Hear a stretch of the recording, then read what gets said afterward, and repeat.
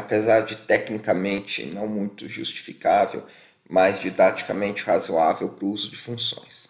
Vamos supor que a gente quer ler 3 valores, que são 3 gastos nossos que a gente pode ter no dia a dia, somá-los e imprimir o resultado. Então, eu vou pedir para o cara fornecer o valor 1.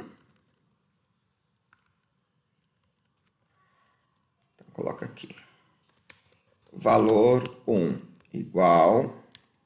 E vamos pedir para ele informar isso daí. Então, a gente vai ler através do scanf. O valor com casas decimais, a gente põe porcentagem F. E a gente vai armazenar isso em V1. Tá? A mesma coisa nós vamos fazer para os outros 3 valores. E vamos ler esses 3 caras. Aqui o valor 2. E aqui o valor 3. Então, criamos 3 variáveis que nós vamos gerar aqui. Tá? 3 variáveis do tipo float. Que no nosso caso vai ser V1, V2 e V3. Fizemos isso. Agora a gente quer somar e imprimir o resultado. Ok? Então, eu posso fazer lá printf. Pular uma linha para ficar razoável. Gastos igual a soma de tudo que a gente vai colocar. Então, a gente vai colocar V1 mais V2 mais V3. Tá? Então, nós temos um programa aqui para ler 3 valores, somar e imprimir o total de gastos que a gente tem aí. Vamos ver como é que fica. Então, vamos lá. Valor 1, 1,25, R$1,25. O valor 2, também 1,25. E o valor 3, 1. Ou seja, deu um total de 3,50. Vamos transformar isso numa função. Tá? Ele vai somar e retornar o resultado. Vamos supor que aí que vem a magia da história, que essa soma fosse algo muito complexo de ser feito e que não seria fácil qualquer um fazê-lo. Então a gente vai lá, cria uma função chamada magia, que a gente vai passar float n1, float n2 e float n3 como parâmetros.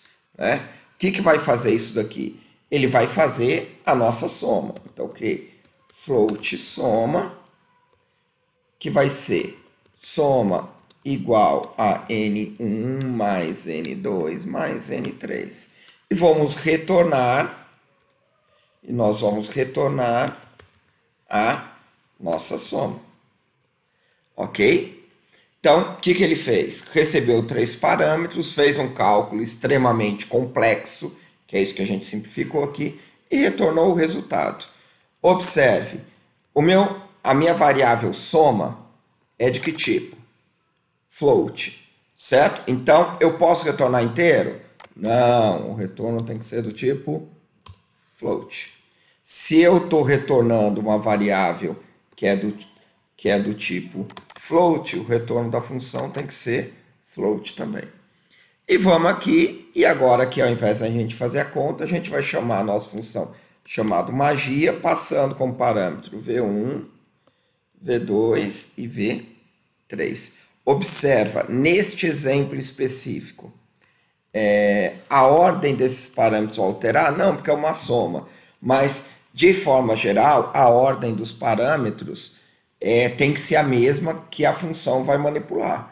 Tá? No nosso caso, está tudo igual, não teria problema. Então, vamos rodar esse cara aqui e vamos lá. Fornecer o valor 1, 1,25, o valor 2, 1,25 e o valor 3 de 1. A soma deu o mesmo valor. Fizemos a funçãozinha lá. Olha que legal que ela ficou. Agora, observa, se eu quiser usar essa função um monte de vezes, o que basta eu fazer? Chamá-la um monte de vezes. Tá? Então, eu posso chamar essa função quantas vezes eu quiser. Então, vamos simplificar o código aqui. Ao invés de a gente usar variáveis, agora nós vamos chamar constantes. Então, vamos chamar aqui, ó, 1,25, ao invés de uma variável, uma constante, 1,25, e aqui 1,0, que são as variáveis que eu estou passando. Vamos supor que eu queira chamar essa função 4 vezes. Tá? Então, uma hora aqui eu ponho 1,25, outra hora eu ponho 2,25, outra hora eu ponho 3,25, outra hora eu ponho 4,25. Ou seja, quantas vezes eu posso chamar a função? Quantas vezes eu tiver necessidade. Vamos executar lá, ele somou. Primeira conta 3,50, depois eu somo 1, 4,50, 5,50 e 6,50, que foram as ações que nós fizemos aqui.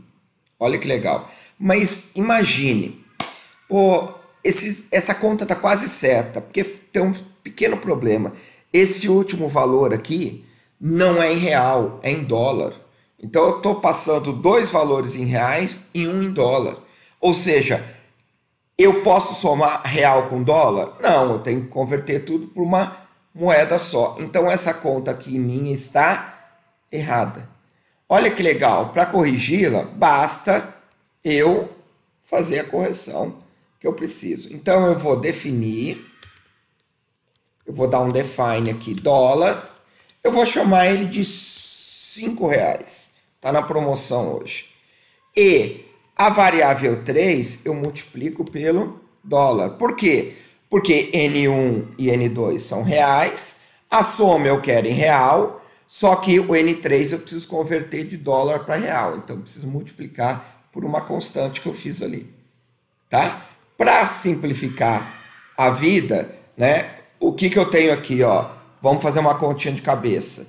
Aqui tem que estar 2,50, só que eu não vou somar com mais 1 para dar 3,50, eu vou somar com mais 5, certo? Então tem que dar 7,50. Vamos ver se está funcionando ou se tem algum errinho aí.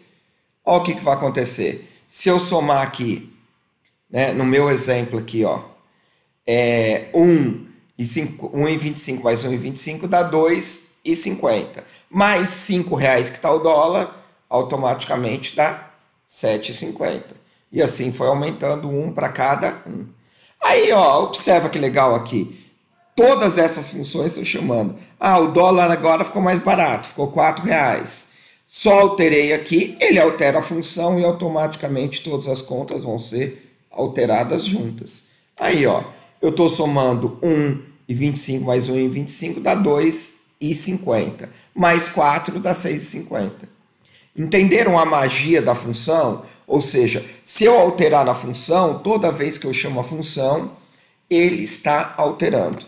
Este não é exatamente o exercício que a gente tem que fazer em sala de aula, mas é bem próximo disso. Espero que vocês aproveitem. Um abraço.